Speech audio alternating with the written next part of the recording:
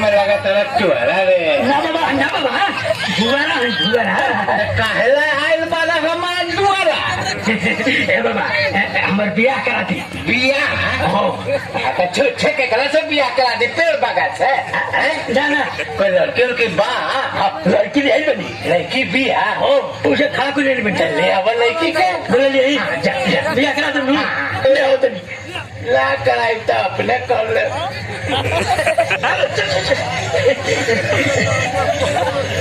इतना सुंदर लड़की अरे बाप रे बाप ये तो लंगूर के हाथ में अंगूर पिया ना ये पहले जी बैठी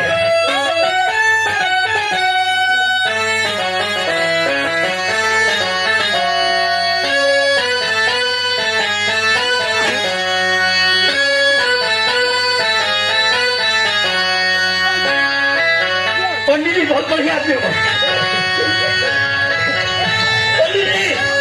पंडित जी ये हमारी है भूगरी अरे ये हमारा बुआड़ा भूगरी भूगरी भूगरी भूगरी चुहरा चुहरी बैठा लो आओ बगनी अब बाबा बैठ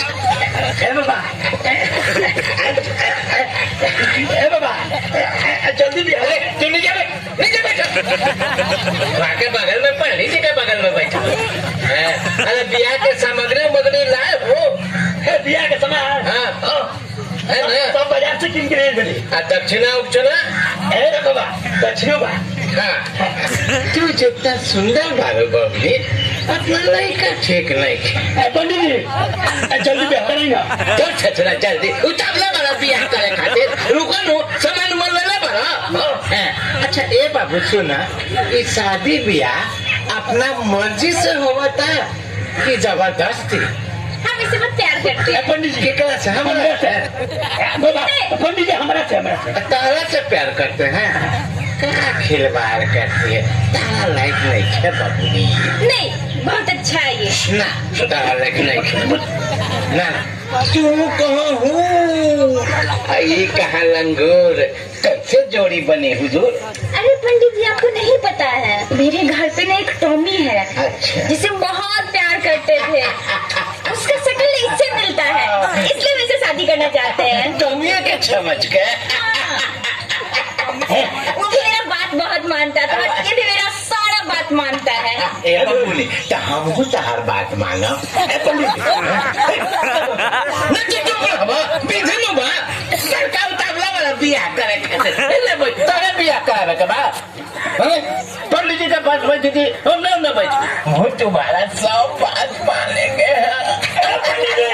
अब बियाह हमारा करेंगे बा ठीक है ना तनी दूंगा अरे पागला कहीं कहीं बीजे नु बा बीजे हो तो बीजे नु करता ने तो ठीक बा तो बैठ बैठ आराम से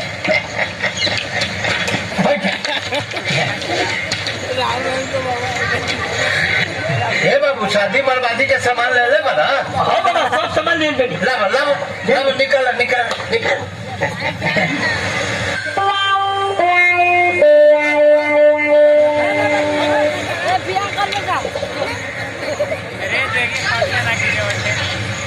दुगो माला बा फूलो ले बनी लाओ अच्छा काम कर ले वाला फूल जल्दी से करा दी बुरा माला धर बुरा माला धर बाबूजी आ गए मेरे को चला ये फूल हाथ में ले ला हाँ तो सुनिए जजमान जैसे जैसे हम मंत्र पढ़ेंगे वैसे वैसे तुम लोग भी मंत्र पढ़ना ठीक ना तो हाथ को ऐसे सरिया लीजिए जजमान हाँ तो हाथ को ऐसे सरिया लीजिए जैसे जैसे हम मंत्र पढ़ेंगे आप विध करेंगे जैसे जैसे हम मंत्र पढ़ेंगे और जैसे जैसे विध करेंगे वैसे वैसे तुमको भी करना है वैसे वैसे तुमको भी करना है ठीक ना हाँ तो बोलिएगा मंत्र हाँ तो बोलिएगा मंत्र अरे मंत्र बोलिएगा अरे हाँ मंत्र बोलिएगा मंत्र बोलिएगा जजमान मंत्र बोलिएगा जजमान मंत्र बोलिएगा जजमान मंत्र बोलिएगा जजमान ओम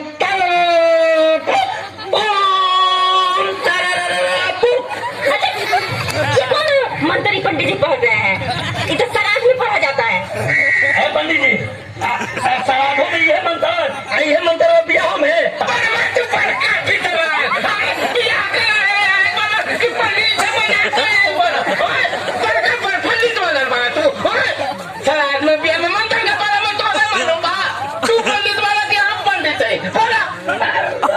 पंडित बनी बिया करे बाला ही यहाँ पर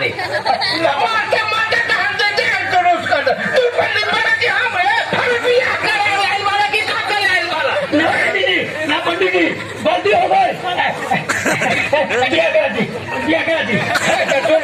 जैसे जैसे हम बबनी के साथ बिल करब वैसे वैसे तो करी है।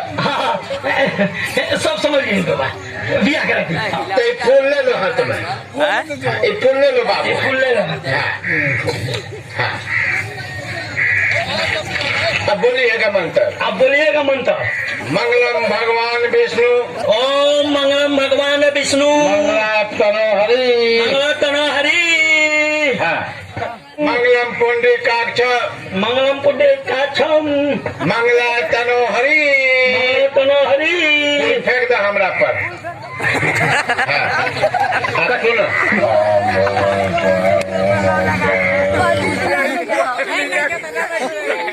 ओम मंगलम भगवान विष्णु, मंगला पुंडरीकाक्ष, मंगलातनो हरि।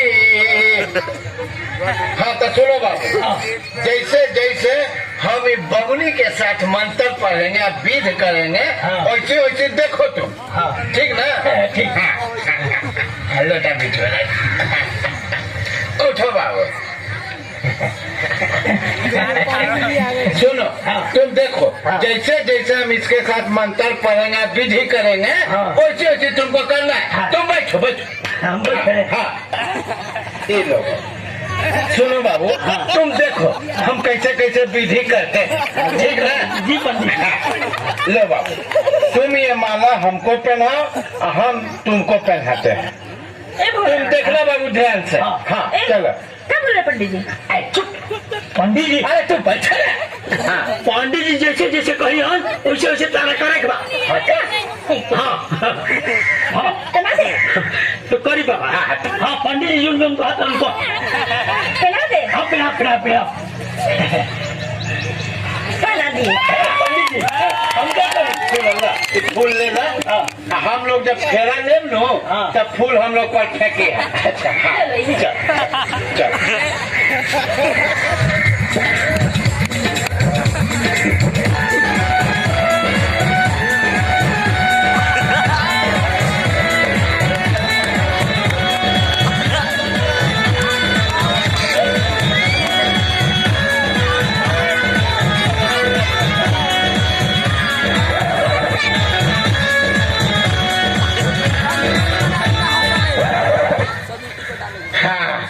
पंडित जी हो गई, दिया हो गई। अब हम लोग का शादी संपन्न हो गया, अब हम लोग पति पत्नी हो गए। हम लोग कैसे पति पत्नी हो गए? अरे बाबू, ऐसी फूल पत्ती छीटी, साथ फेरे लिए, माला पहना हुआ, तो शादी ब्याह में और क्या होता है? भगवान, अरे मेरे टॉमी का क्या होगा? अब हमें को तुम अपना टॉमी समझो। कोई बात नहीं, टॉमी तो मिल गया। तुम रहने दो ना, अगले जन्म में तुमसे शादी करेंगे। चलो। और ऊपर से अच्छा से शक्ल लेके आना, ठीक है? हे बाबू, जल्दी से अगला जन्म ले लो, जल्दी से। हाँ ले लो। टॉमी, क्या टॉमी।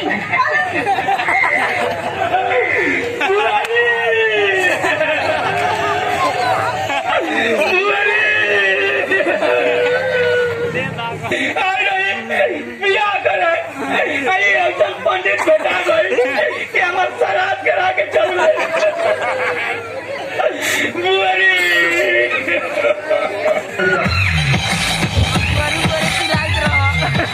बंद करी।